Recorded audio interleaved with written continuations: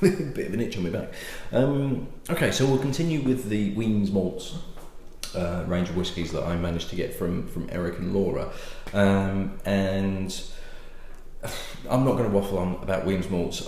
If you want to know more about them, about Eric and Laura, who kindly donated the whiskies, just go back to yesterday's, which is the Lord Elco blend, and I give you all the information that you will ever need, kind of, about Wemyss Malts and them as a company, and how they started, etc., etc., etc.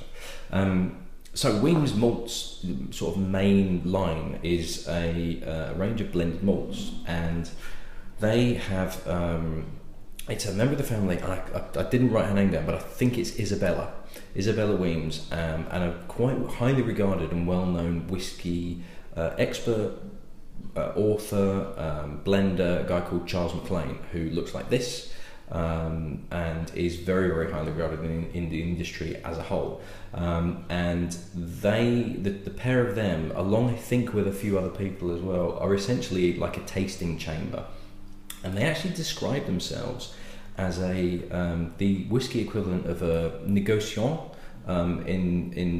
in wine, in terms of they are very carefully selecting whiskies and casks and individual casks to blend together to provide almost like a superior release, by being very selective in where they're buying from, in order to combine the best of what they can get hold of and the best that they can find, to kind of bring the combination of very, very good into excellent.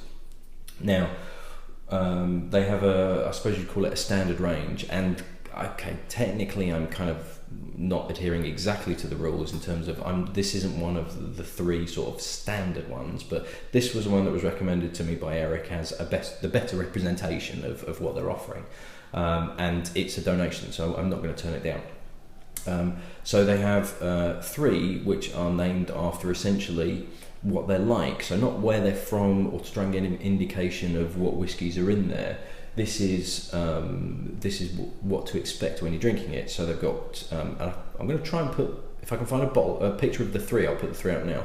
But there's the Hive, so obviously honey character. Not if you're me with a 6-year-old daughter who has the Disney Channel, and the Hive was a kids' TV program that you used to end up watching every single day. Not that. So there's the Hive. There was Spice King, which had sort of spicy notes and soft spice and everything like that, and Peat Chimney, which is essentially their smoky version. So it included Islay whiskies in, and it was of the three, it was the smokiest. Now this one that Eric and Laura provided me is called Kiln Embers. Now this was released back end of last year, 2015. As a limited edition. Now they had a limited edition the previous year called Velvet Fig, and that probably gives you an indication of what that one tasted like. But this came out back end of last year as a limited run of 12,000 bottles, and it apparently uses, that's exactly the right size, 2.5 cl. This apparently uses, Kiln Embers is double the amount of Islay whiskey that is in the Peat Chimney. So this is taking their smokiest, peatiest whiskey and then going even more full on. So this will be quite interesting to try, because I only had the Big Peat yesterday, and that's still kind of up here. Not much is up there, but the Big Peat's still up there. So it'll be very interesting to see what this is like, because blended malt, similar style, Islay whiskies in there, possibly not all Islay whiskies. There may be some other stuff in there to try and balance it out and temper things a little bit. Bottled at 46% as well. Again, that view of we don't want to bottle at 40 because that might dilute it slightly too much, but cask strength is probably just a bit too full on. So it's going to be very, very interesting to see what this is like. Lovely on the nose. If you like Islay whiskies, you're going to like this. Classic Islay. Smoke, iodine, medicinal notes, a touch of mint, a touch of dark chocolate as well, kind of like after eights. But really, really well balanced. Not too intense, not too full on in your face. Now, obviously, Big Pete talked about the fact that they were 40 ppm. And if you don't know anything about ppm, go and watch the Big Peat one, because I try and talk about that as well. That's about the only thing I think I actually got right in the Big Peat video. But I don't really want to risk repeating myself, because I know I do that awful lot, Chris Cook, with Prickle, and give myself a head start and all the other things that I keep saying every video. But classic Islay on this, but really not the full-on kind of Lafroigan Ardbeg. It's not too far off though. I would, just nosing it, I would hazard a guess, particularly after the Big Peat. This is probably about 35-40 ppm.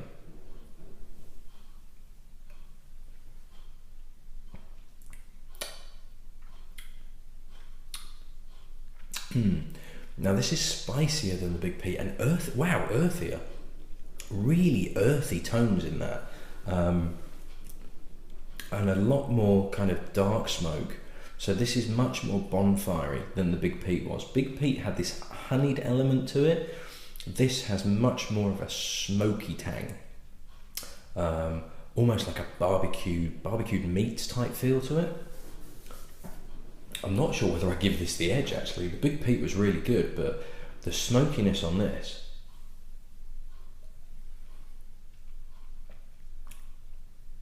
I tell you what, Kiln Embers is a fantastic name for it, because it is bang on. Ooh, that's the point. I'm not sure I've put the bottle up, so if I've not put the bottle up already, I'm going to put a picture of the bottle up now. This is proper barbecue and coals and fire and bonfire smoke. I've had a couple of Islas in the past. I think it was, which one? I did one where it had like an Islay element to it, black bottle. And it was like, I think I described it as being stood on the beach and having a bonfire right over in the distance, and just getting these little wafts on the sea air of the smoke, kind of, half a mile away, but the smoke's just kind of wafting into your nose. This is practically being stood on top of the fucking fire. This is really, really smoky. It's not massively intense, but even now, it's been a good 30 seconds since I've had it, since I drank some, and I can still on my tongue taste this smoky ashiness. Not unpleasant unless you don't like that type of style, but I can still taste it now. Unfortunately, my wife's not going to give me a kiss goodnight tonight because of the way that my mouth is going to taste. But it's very obvious and lingering still now. I'm not going to keep rabbiting on, but I can still taste it. It's not a hugely complex whiskey in terms of there's a lot of smokiness, but there's not really much kind of honeyedness or anything like that. But if you like smoky whiskies and it's smoke, it's not medicinal character. This is smoke. Really is the most obvious trait of it all. But if you're looking for that, and if you like that, this is going to go down an absolute treat.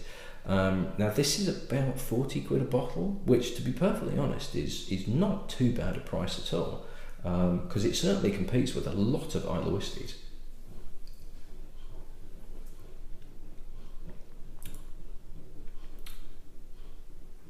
This is definitely one for hardened Islay drinkers.